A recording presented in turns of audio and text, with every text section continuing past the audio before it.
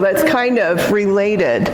My name's Linda Smith. I volunteer here at the museum, and I'm just up here for a second to introduce our speaker. But first, I want you guys to participate a little bit. I'd like to see a hand raised for blood relatives of Caleb and Ruth Clark. Yes, yes. And how about those of you by marriage? Does that extend us a little bit? Yep, we got a few more of those. Good. Well, Jo Achee is a Clark descendant, and she and I have known each other several years. And about a year ago, we were talking, and she said, "What are you guys doing for Clark Tower next year?" And I said, "Well, I think we'll be doing something." And said, "Would you like to write articles for the Madisonian?" That keeps me from having to do it. Oh, yeah, she'd do that. So, your weekend in part, and the Friends of the Winterset Parks, of course, did a little work for the weekend. But the seed for it, I think, came from Jo. So we've got Sky Smothers here from Friends, or from our director of Winterset Parks and Rec, and Ellen Wade, who is chair of the Friends of the Winterset Parks. Can we give them a hand for the weekend that we had? It was nice. I hope other families don't step up and say, "We want you to throw a weekend family reunion for us too," because I don't think they're ready. Maybe not this week. Yes. So enough of me. I'm going to turn it over to Jo. All right. And her talk. Thank you. Thank you. Okay, so my original name was Mary Jo Wilson, and my parents were Gordon Wilson and Junie Rogers, so some of you might put that together. But my connection to Caleb and Ruth, who are my great-great-grandparents, is through their daughter, Martha Orlena Clark. She was their 11th child, and she was born here in Madison County in 1854. She married a man named Elihu Rogers, who was born at Parkersburg, West Virginia in 1844. His parents were James Rogers and Margaret Sharp. And the best I can figure, when the Rogers people got here was about 1864. Martha and Elihu were married in 1872, and their parents have 8 children, all raised here in Madison County. Elihu farmed, and on the side, I think, was a stonemason himself. My grandfather, Ross Rogers, was born in 1887 to Martha and Elihu. He was their 7th child. His first wife, my grandmother, was Martha Agnes Harp, who is this lady, and that's Grandpa Ross. Of course, Martha and Alina, you've seen these people, and Caleb. Then these are my mom and dad down here at the bottom. So this nice lady, gosh, I just never got to meet her. She died in 1918. She died in the awful Spanish flu epidemic. And she left these 3 little girls. So Grandpa was just kind of beside himself. And his mother said, "Put those kids in an orphanage, and you just can't do it. You can't do it." And he refused. So he would hire ladies to come in, do the housework, look after the kids. So all this is going on. Well, then he comes upon a lady that looks after them, and her name was Ada Clark Hoots, who was the lady who wrote the first Clark history. Everything was great. Everybody liked Ada. She took care of everything. And then he gets married again. He meets a school teacher who had immigrated from England. Her name was Annie Simmons. So Grandpa hooks up with another good-looking woman,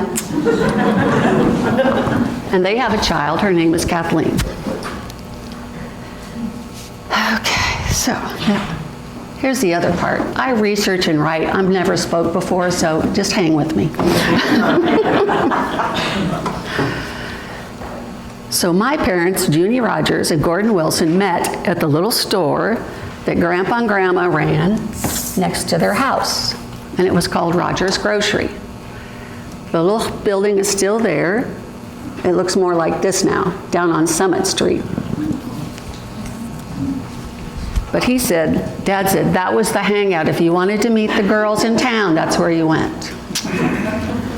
So I'm the youngest of 5 girls. I have 2 of my older sisters here today. Our dad was a farmer, poor thing, with 5 girls. And I'd always heard about how everybody got to drive the tractor when they got old enough. So I'm 16, I'm ready to go. And he said, nope, I'm tired of putting the fence back in. But I did help with the cattle. I loved the little calves, you know, in the spring, their mamas, there'd be some they wouldn't claim. So I got to feed them with a bucket, and I love being in the barn and doing all that. So let's go back to Grandpa Ross. This fella was the one who instilled in every one of us kids that being from the Clark family was a big deal. It was a big deal about the Clark Tower. He would tell stories and go on and on and on about all the family history. And we were like, yeah, okay, can we go out and play yet? You know, let's hurry up. But we did pick up enough of it that it stuck. Because the history part, you can ask my husband, it's a bad thing at my house. So. Sister Lois told me she remembers when they were in the little store, Grandpa'd be sitting there with his feet by the stove with his buddies, and they're all telling these big stories. When we would go visit him in the little store when they made it into their house, I'm sure we was hearing the same ones, and neither of us could repeat them. So today I'm going to touch on some things about Caleb that are kind of maybe less well known. Everybody knows the story where they come from New York and down the river, and it's wonderful, and they get here and he's important, but does anybody know Caleb was married twice? How did he end up in Illinois to meet Ruth Ann? And what happened in those crazy wilderness days when, you know, it's not lions and tigers and bears, but it's wolves and panthers and rattlesnakes? Are any of his buildings left? And finally, what happened to his own stone house on South 8th Avenue? So they finally get to Missouri. Caleb's there, his parents are there, and they're around St. Louis. His first wife was a lady named Mary Polly Davis. They were married on January 10th in 1828 at Jefferson County, Missouri, which is not far from St. Louis, but not there. Oddly enough, his twin brother Joshua married her older sister a couple weeks later. The 1830 census shows both brothers living in St. Louis. Joshua and Elizabeth have a child. Caleb and Polly do not. It's about this time that Caleb and his older brother Rensselaer, as some would insist his name is, but they called him Rensselaer, learned the stonemason trade from a builder in St. Louis. Joshua must also have been with them because all 3 show up on census records as stonemasons. So here they are. There's plenty of stonemasons in St. Louis. So Rensselaer and Caleb move 140 miles upriver to Quincy, Illinois. They heard there's stone there. There's, you know, it's places they can build. Off they go. Joshua stayed in Missouri. But what happened to Polly? There is not another mention of Polly after the 1830 census. No record of her death has come to light in Missouri or in Illinois. There are no family stories. She's just gone. So here he is working along with his brother in Quincy, Illinois, and then he meets this Ruth Ann. So they're probably there 3-4 years, and he marries Ruth Ann. She's 17, and he's 27. They were married November 4th of 1835, and they stay in Quincy another couple years where 2 of their children are born. Louisa Jane was the first one, or second one, I'm sorry. So think of it this time, so in 4 or 5 years, these guys built a lot of stone buildings in Quincy, Illinois.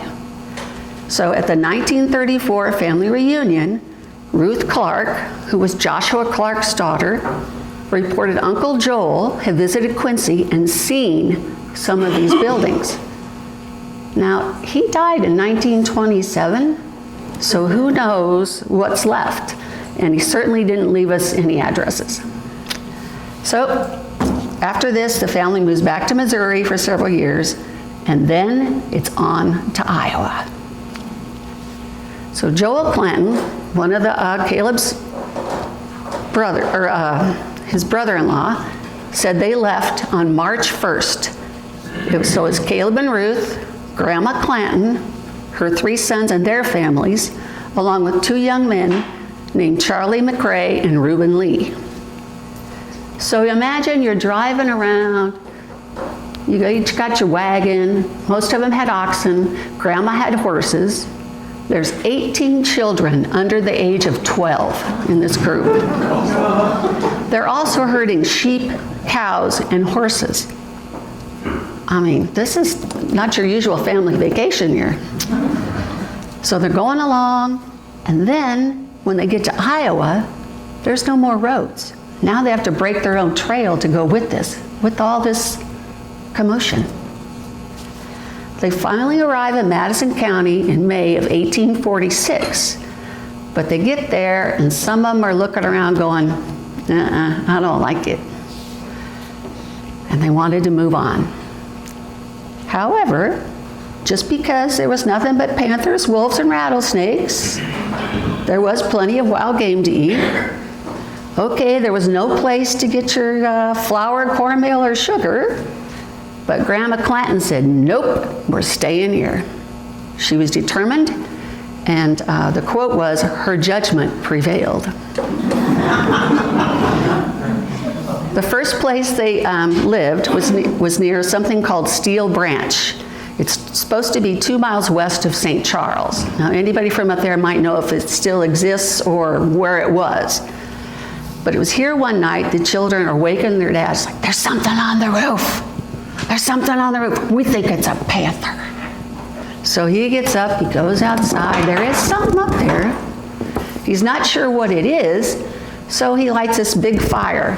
Sure enough, this panther sees the fire, it screams, and it's gone. Well, okay, no big deal. Then Grandma starts finding snakes on the floor in the morning. Okay, he said, we can deal with that. You just get rid of them every morning. And then they found one in their bed. That was the end of that place. Time to move on. So that September, they moved closer to St. Charles, closer to where Grandma was, and they traded Charlie McRae a horse for his claim. This guy, he'd had enough of this place. He was going back to Missouri. He's done. So now we have another panther episode. Louisa Jane and Charlotte, the 2 oldest girls, were supposed to go to the creek and get water every night. Well, they got distracted. It was getting late. It was starting to get dark, and that's when the wolves come out. So they're hurrying. Everything looks good. They're on their way back, and they're like, there's something following them. Okay, go a little faster. Well, it's a panther. They start to scream, and they run. The family dogs hear the scream, and they're running. They're about to scare the panther off. They drop the buckets of water. It's splashing around. The story goes, the panther was close enough, it got wet when they dropped the bucket. That's a little too close for me. The next thing they talk about are Indians. Some are good Indians, and there was some not so good. One of their favorite stories that almost every one of these kids told at a family reunion is that they watched 500 Indians pass by their house going west. And actually one came to the house and asked for something to eat. And they said, Mother didn't have much, but she gave him some cornbread and biscuits. He ate the cornbread, and when he put the biscuits in his shirt, said he was taking them to his papoose and squaw. Another story, where they lived by St. Charles, is that there were Indians camped on the river bottom. And while there, one of their little babies died. And their custom was they put the baby in a hollow tree along with a little pail, a little tin pail. About this time, one of the Indians rode up on a pony, and he wanted to trade for a dog. They ate dogs. And Caleb was happy to get rid of this dog Green because he started eating the sheep. So the Indian said the dead baby in the tree was his little brother, and that he was part of 400 Potawatomi Indians on their way to Kansas. Eventually, the bark rotted, the baby in the tin fell out. Kids want to go see what's in that tin and look at this baby. Their parents refused.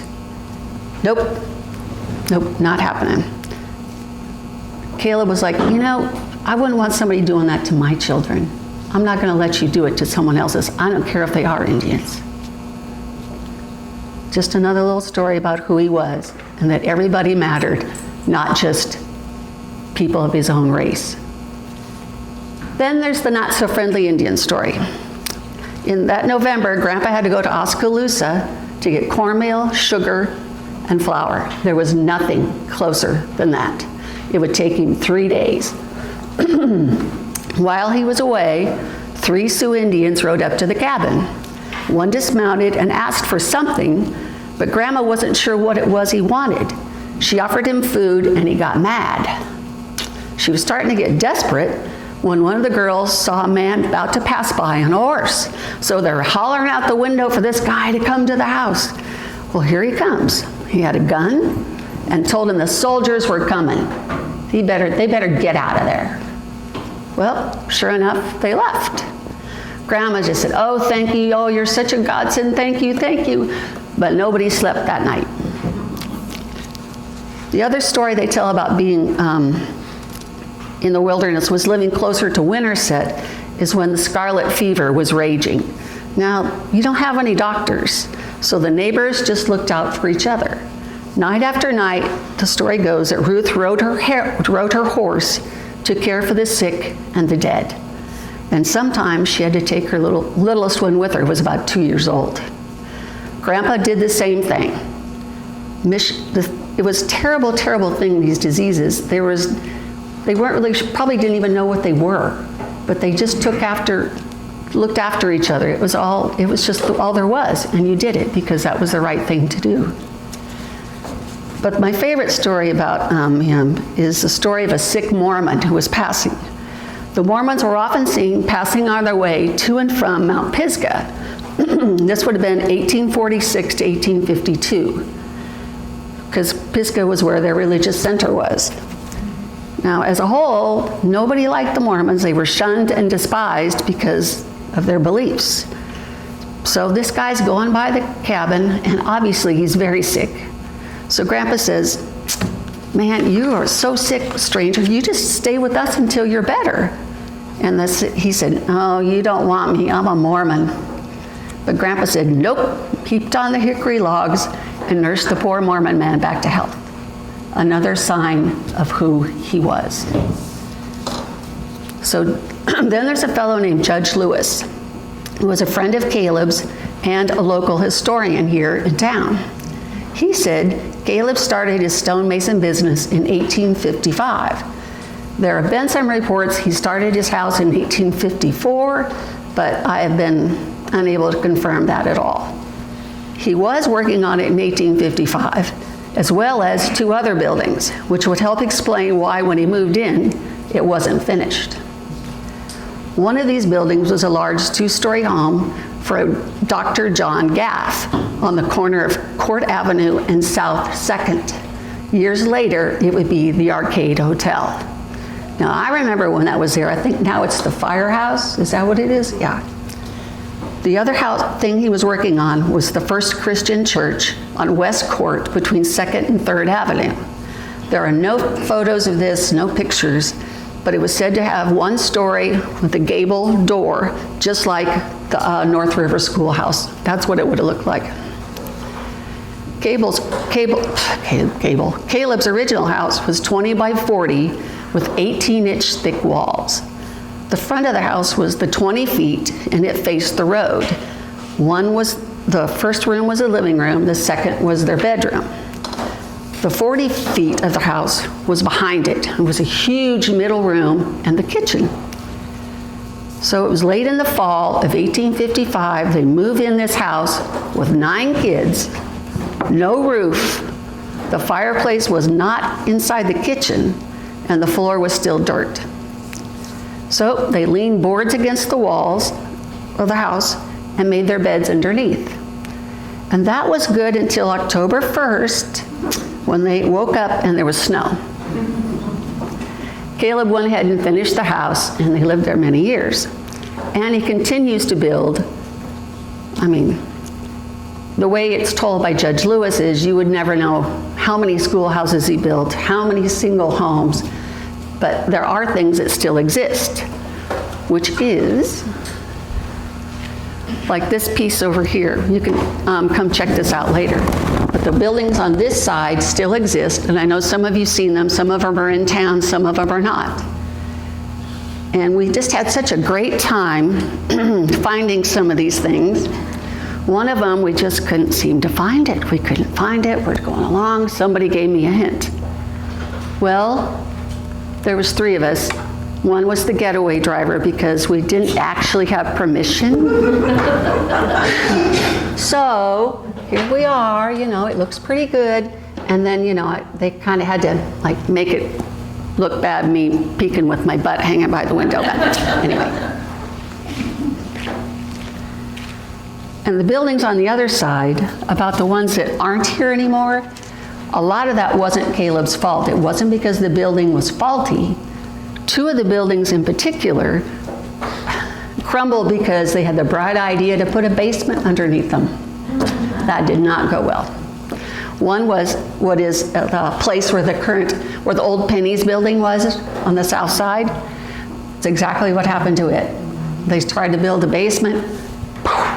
So they did use stone from the original part for the first floor. So that stone is still real, it's still there. And the other, they did what they did. The second one that got torn down was the B.F. Roberts house, which was on the Underground Railroad, that's all gone now too. But that was the same thing. Gonna put a basement under there. There goes the walls. Probably one of the funniest stories is about the Arcade Hotel when they were gonna tear it down. I mean, man, everybody's all excited. We're going to get this new firehouse and all this stuff. And then there was an uproar about it. And no, it's getting ready to fall down. It's no good. So the joke before demolition was the old hotel was ready to fall in a strong wind. In the end, it took a crew of men with sledgehammers, crowbars, a winch truck, an end loader, and a dump truck 5 weeks to tear it down. And of course, the courthouse they built, the first stone courthouse, that was in a fire. So that wasn't his fault either. So we'll go back to about Caleb's own house, which is what these are pictures of, and an actual drawing so you can see what the rooms were. After the house was completed, they lived there quite comfortably many years. 3 more children was born to them there, and they spent many hours listening to Grandpa's Indian stories and his experiences. Their youngest son, Frank, married Mary Bayer in 1885, and they made their home there with Caleb and Ruth as well. All 3 of their children were born there. Caleb lived there till his death in 1894. Ruth was still there till January of 1901. They were there nearly 46 years in this same house. Frank then moved his family to what was his farm near what they called Devil's Backbone in Lincoln Township. One story says he kept the house. Another article says it was rented it. Another says it was sold in March of 1901. Whoever ended up with the house did not keep up with it. This photo from 1908 from another Clark family member shows it looking pretty neglected. And then there's a lady called Mrs. Lou Nelson. She purchased the house in 1909 and lived there 50 years. An article in the 1954 August-September Iowan magazine shows the outside of the house in great condition. There's beautiful flower beds, it's all upkept, it's just gorgeous. Everything looks great. Unfortunately, not long after this, the poor lady fell, ended up living out her life in her nursing home. She passed in 1959. Again, the house becomes neglected. To settle her estate, the house The stone barn and 3.5 acres was sold at auction to a fellow named Stanley Croft. He paid $3,900 for it. This was in July of 1960. His idea was to tear all this down, and he was going to add the property to a subdivision he was building out there. He just thought this would just complete it, the town would love it, and he got shot down. They didn't want it. So he just immediately sold it. Sorry. He immediately sold it. I love allergy season here. So then, the house comes back into the family. It's purchased by a grandson, Raymond Rogers. His father was Sam Rogers, Martha and Elihu's son, so it's back in the Clark Rogers group. And Raymond taught his sons as well, Chester. Raymond and Chester were stonemasons as well. My dear cousin, Roxanne, who isn't here today, is the one who was the lucky girl who got to be one of Raymond's grandchildren and sit inside and get to hear all the stories. They would build fires in the fireplace in the living room. They would, roast hot dogs, and she was telling me all this great stuff, and I'm like, how come I never got invited? She's like, well, you lived out on the farm. I said, okay, you're right. So there are some photos of the inside of the house here. That's the outside, but a little stove, and I mean, there's photos to come look at. So all this is going along, and she said, oh, it was great, And then Leo, Raymond's son, was keeping pigs in the old barn. And that was all great until one of the walls collapsed. Well, now he's thinking, I don't have, he couldn't do the stonemason work himself anymore. He's retired, he's older. What am I going to do with this thing? Oh, man. What if something happens to the house? I just don't want that. I don't want it to go away. It's Madison County big time history. It needs to stay. So he gets up his courage. He contacts Henry Miller with the Madison County Historical Society. He offered them the house, the barn, and all the property for free. But Mr. Miller very sadly told him, we have no money. We still have our hands full. They were doing the restoration of the North River Stone Schoolhouse. They've been working on that since 1962. So Raymond said, well, I have no choice but to put the property up for sale. And he's thinking, who's going to want that with that old house on there? Maybe I should tear it down. Well, the Van Scoys, who did actually purchase this property in 1980, said when they first came to town in 1968, the house was still there. And Professor Robert Harvey, who I got to meet, and did a college paper in 1960 about the property and other stone houses in Madison County, actually allowed me a copy of a drawing he made in 1969. And that's what it looked like then. So it was still there, and then it was gone. So the Van Scoys confirmed Caleb's house was on the property. They'd heard these rumors. They found a historian. They made sure all this stuff was true, and they decided they needed to create a memorial. So they contacted Steve Reed, a local stonemason. He gladly donated them a 2,000-pound piece of limestone. I don't know who moved that, but anyway. And then he put them in touch with a man named Josiah Updegraff from Truro, who was a carver of stone and apparently a stonemason in his own right. They found a photo that they got from Gene Crawford, who was a local photographer here. He made this beautiful drawing of the house, which is on the stone, along with information about it. And that piece is still there on South 8th Avenue. So if everybody takes a little tour, you'll see it. The other thing about them, of course, is the Clark Tower. It's 100 years old. It's just amazing to me it's still standing and everybody's taking care of it. I mean, when I was a kid, that was a big deal. You go up there, you get to do the hike after your picnic in the park, and I'm thinking, how come all these people are up here at our tower? Who are they? And now I'm thinking, how many of them were family members? Who knows? But anyway, you know, there's all kinds of stories about who was the one who did all the building and who did this and who did that. And you know, I'm sure nobody kept track of all the people who worked on this structure. It was always portrayed as a family project. So my view is that there's this army of Clark family members and Rogers and, you know, all the names that are now in part of the Clark family. Some people blasted the limestone out of the hillside, other people hauled it, still others cut it, and somebody else had to fit each stone in place. Not one guy could do all that. It had to be this army of family. So, there were many great things that happened at the tower over the years. There were church and school activities, fun runs, moonlight hike, musical programs, weddings, the Clark Cousin Camp, and even a couple of videos. And then there were some not good things.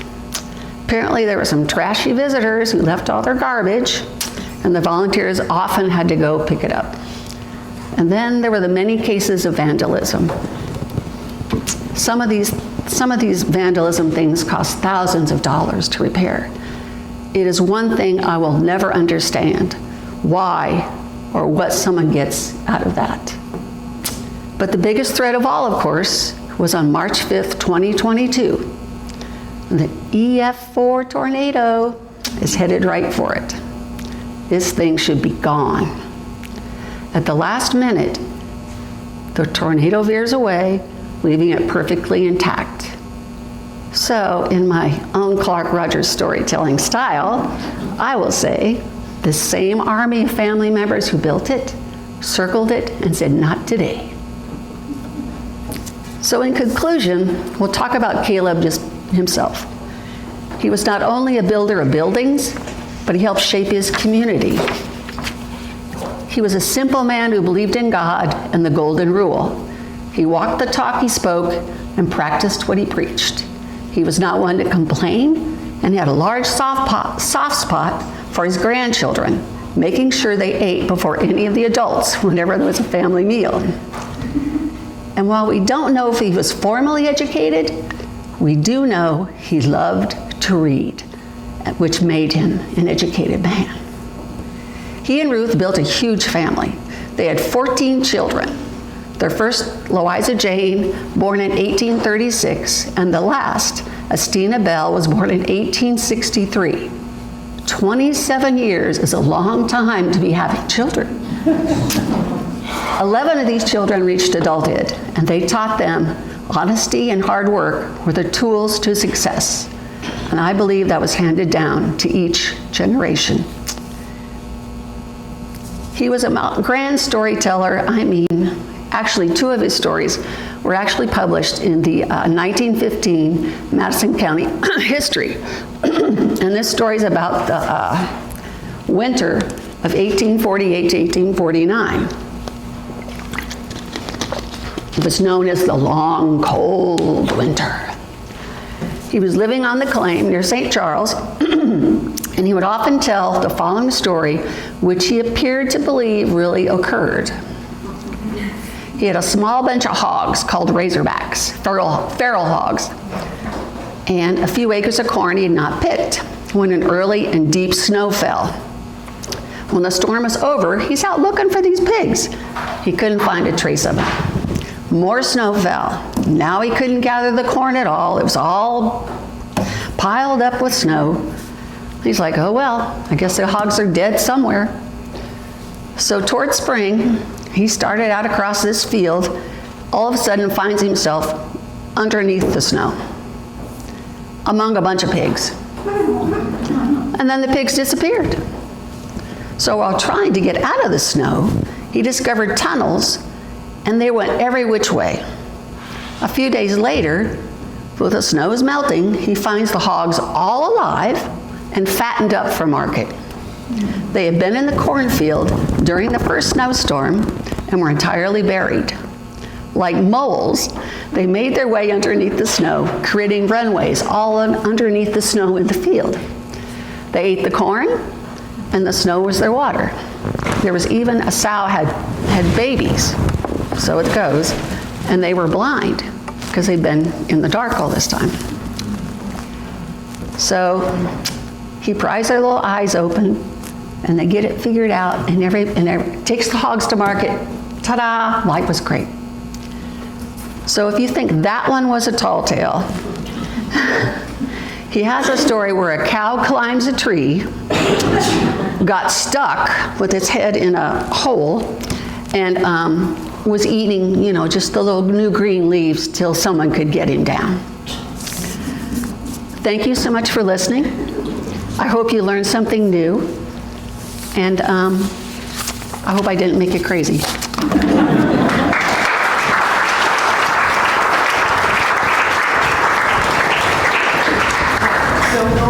Why don't you kind of give us a little overview of Sure. the photos, and then if you have any questions, let's ask her those. We'll try. And then talk about your book also. Oh, okay.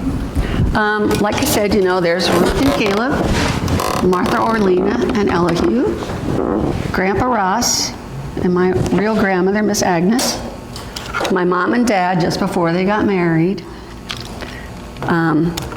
Grandpa's little girls right at the time of the flu epidemic. Of course, there's the second lady he married with the store and everything. Here is his house, which just shows the living room, the bedroom, this big center room, and the kitchen.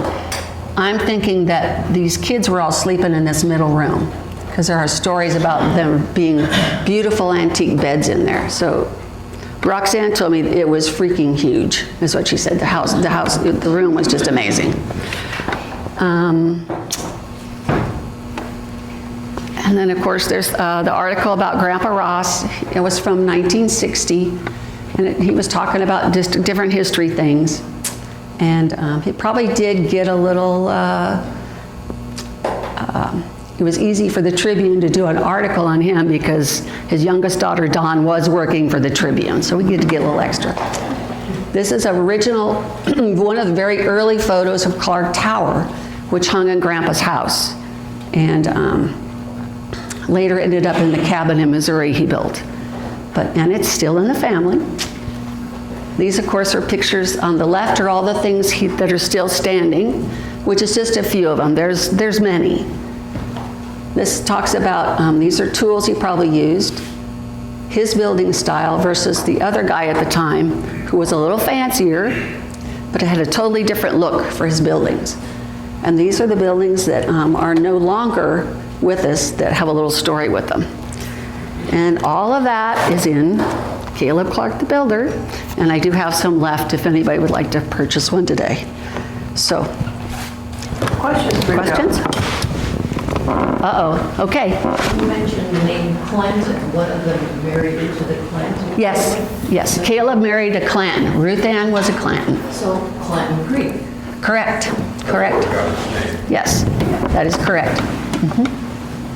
Yes, ma'am. Is there a copy of your book in the public library? Yes. You mean the Ada Clark book, the original family history? Is that what you're asking? The book that you... Oh, this one? Yes. Is there one in the library? Yes. Yeah, okay, yeah, there is. Thank you. Thought I did. See, that's why you're local, you're good, Connie. You gotta have your cousin to back you up, Where would we go on South 8th Avenue to see this monument that you referred to? I haven't been there in many years. It's not very far. Yeah, I would ask a local. Go to Summit and 8th, and start down, and start looking to your left. To the left. And it's near the edge of the road. And it's to the right, I'm sorry, to the right. Before the school?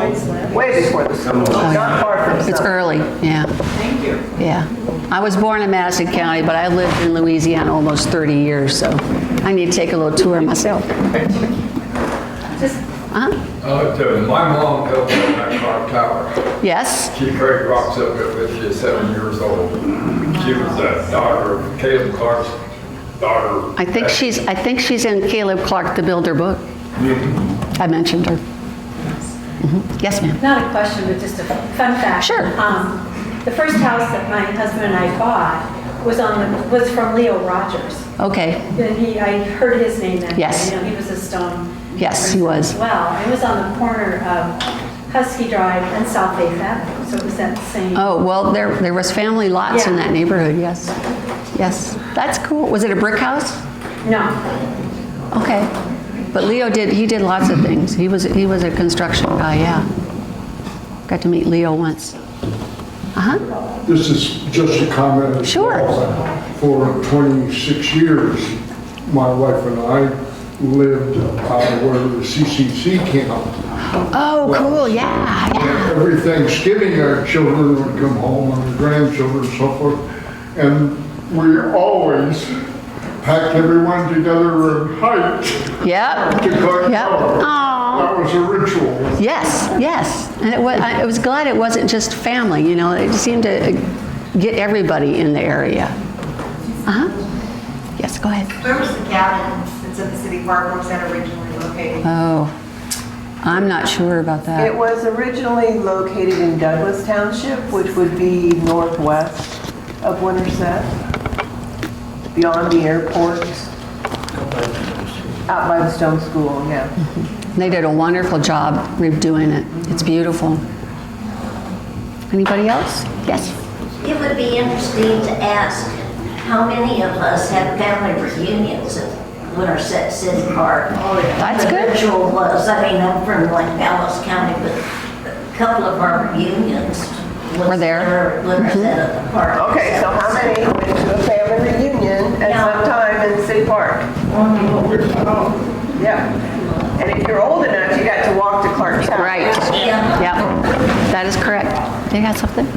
I may have missed this, but what was the inspiration for the Clark's Tower? Well, that's a good question. I don't know if a light bulb just went off. It all came together in 1925 at a family reunion.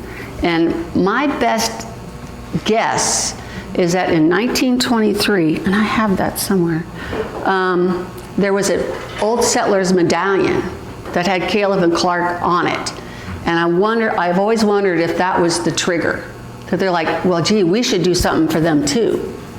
So, but it was because it was like 2 years after that, all of this got rolling to build the tower. That's my best guess. And Winterset, we're used to St. Charles having the old settlers. Yes. Winterset had the settlers too. Yep. So, you know, we mentioned St. Charles, they could have been on either one, but I suspicion they were on the Winterset medallion. Yeah, I was always confused about that myself. Which one was which? Okay, there it is. Because this was one of the, and there they are on the front, and the year is 1923. But I don't know which group that is. You might know. It's Madison County Okay. at Winterset. Okay, so it's ours, not them. Okay. And I'll leave that out too. How did they decide to build the tower where it was? Was that already a city park grant? Did they got permission? No, I think the family had some sort of ownership with it because it had to be donated to the park. That's the way the story goes. I don't know. Okay, there you go. That worked. That 100 acres, the timber part was added to the park about 1820, let's say.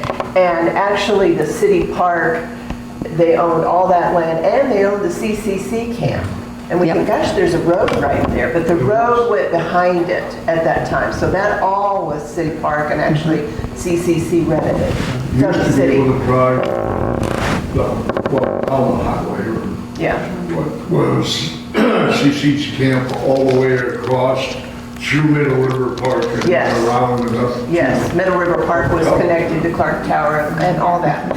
So they immediately built roads. And you think, oh gosh, what a job that would have been. But you've got to remember back then, those trees weren't there. It was Yeah. more like a big meadow. And they wanted to build roads because they had the automobile and people wanted to go see things they hadn't seen before.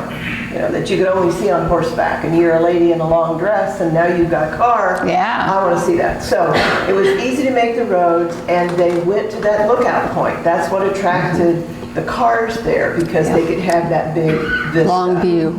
So I think it was That's owned by probably, the I city. think you're right. I think you're right. If you're going to build a tower, you're not going to build it in the valley. You're going Right. to build it at the lookout point and give everybody, and Yep. give them that destination. So what they donated was the building and the structure, and yeah. Yes, at the dedication, they Yeah. donated the building Correction. to, gave it to the park commission. Now, wasn't there a swimming hole up there too? 10 foot or something they 10 called foot it? was down on Middle River. Okay, that was lower, And okay. it flooded so many times that They gave it up. was a famous swimming hole, but it finally went away. Gotcha. She knows all this stuff because she helped write that. Yes, ma'am. One thing I think that's always been amazing to me is the museum here Yes.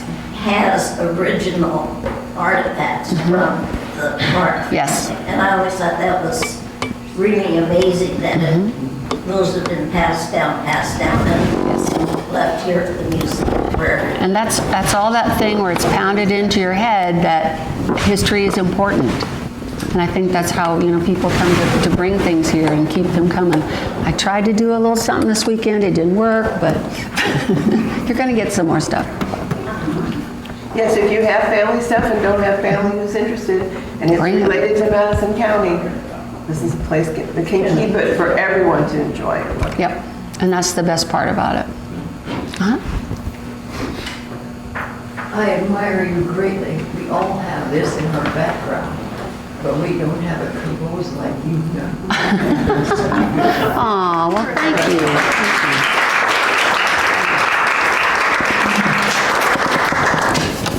I won't sign up anytime soon, but I did enjoy it myself. Yes, ma'am. I'd just like to add that when you started, you said, I'm a researcher and a writer, so you'll have to bear with me. I think you've done an excellent job as a presenter, so Well, you can thank add to your Oh, list. I appreciate that. Thank you.